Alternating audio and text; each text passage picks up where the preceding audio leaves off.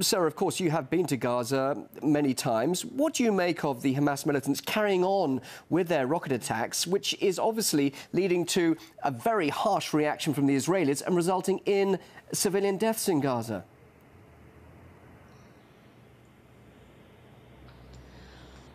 It's really a game changer and very significant that for the first time Hamas or from Gaza attacks have come because Israel is used to and has for 6 decades again and again hit the Palestinians with impunity when they were totally and entirely defenseless and bombed again and again. Even during the time that I was there in Gaza, it's almost a daily occurrence, Israeli attacks. And then there's big offensives, such as we saw 4 years ago. And Israel is used to carrying out these attacks and the threat now of a ground invasion. For the first time, really, the Palestinians were able to fire missiles with a range to Tel Aviv and Jerusalem, or to fire on a U.S.-supplied Israeli plane. Of course, none of this could take place without the support, the meetings, a briefing beforehand with Washington, without U.S. diplomatic, military, economic support. We saw a ground invasion 4 years ago by the Israelis. What did that achieve? That's right.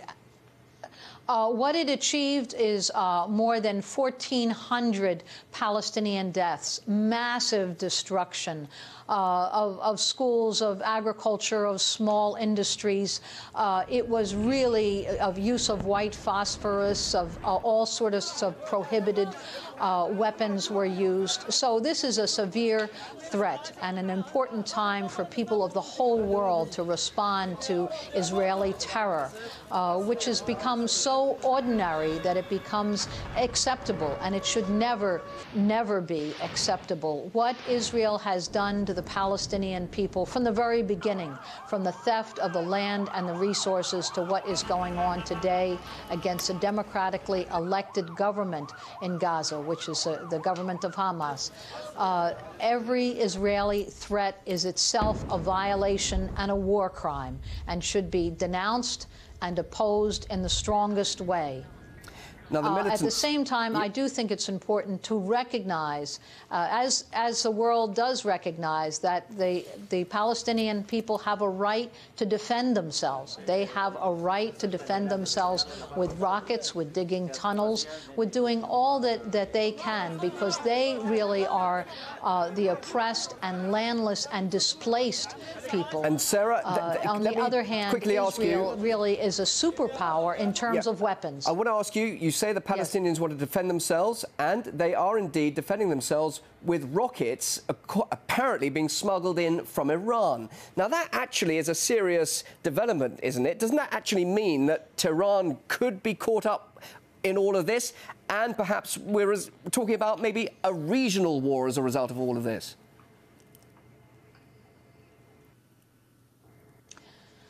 I think that the Israeli offensive, the Israeli attack, really does threaten wider war. But Israel is used to, as a bully, attacking defenseless people. And when, as in Lebanon, or now we see as in Gaza, there's any ability to strike back at all, then it's a whole new day. And that's what we're seeing today.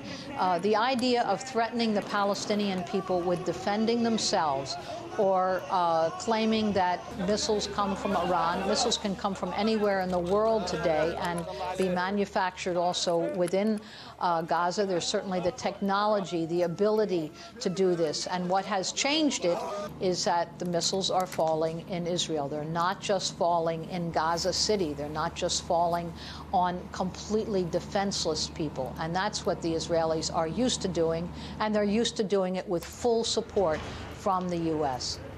Live from New York, Sarah Flounders, thank you very much indeed. From the head of the International Action Center, thank you for your thoughts.